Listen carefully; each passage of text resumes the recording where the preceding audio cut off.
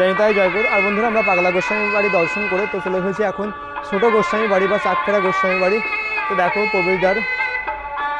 তো চলো তোমাদেরকে ভিতরে গিয়ে দর্শন করাবো। তো কাশ্যপপাড়াতেই রয়েছে এই চাকফেরা গোস্বামী বাড়ি বা ছোট গোস্বামী বাড়ি। তো চলো তোমাদেরকে দেখাবো যে রাস উৎসব উপলক্ষে কেমন কি সেজে উঠছে, তোমাদের মাঝে সব কিছু তুলে ধরবো। তো দেখো আলোকসজ্জায় সেজে উঠছে এবং রাসের সময় একদম পরিষ্কার করে সব কিছু সাজানো গোছানো হয়। দেখো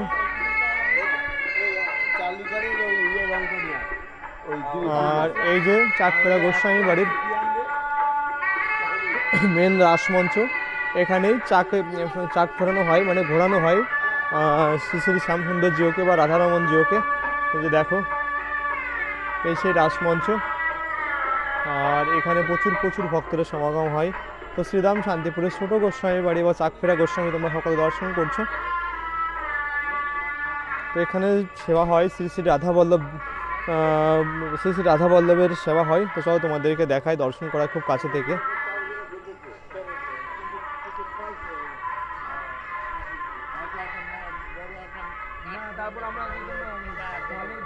তো সকলে খুব কাছে থেকে দর্শন করছো শ্রীরাম শান্তিপুরের শ্রী শ্রী রাধা বল্লভ জিওকে।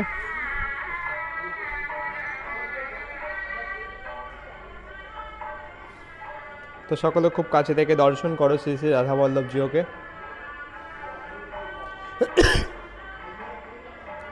ছোট গোস্বামী বাড়ি বা চাকফেরা গোস্বামী বাড়ি শ্রী শ্রী রাধা বল্লভ জিও সকলে দর্শন করছো খুব কাছে থেকে। আর এছাড়াও পাশে রয়েছে আমার নিতাই গৌর, সকলে নিতাই গৌরকে দর্শন করো।